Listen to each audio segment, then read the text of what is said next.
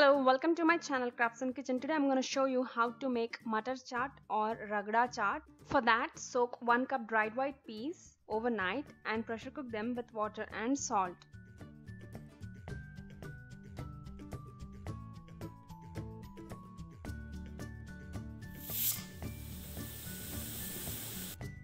After about 4 whistles, the peas are ready.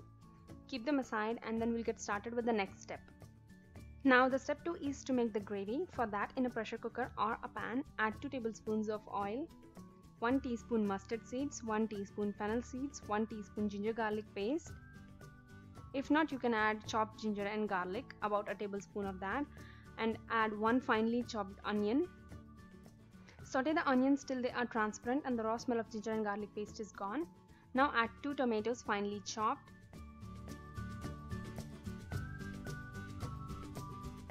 Add salt to taste.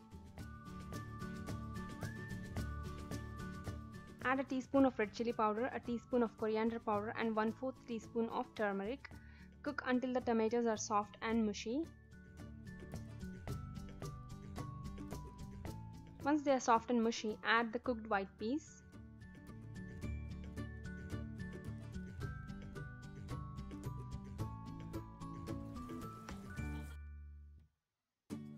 Add 2 cups of water and let it cook for about 10 to 12 minutes on a low flame. Now add half a teaspoon of pepper powder and half a teaspoon of garam masala. Mix well and then add chopped coriander leaves.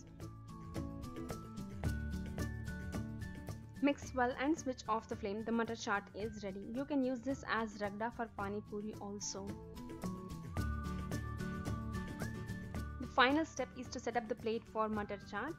For that, add broken puri or crushed samosa and then add white peas gravy. Add finely chopped onion and then finely chopped tomato. Add a few drops of lemon juice. Top it with save and garnish with coriander.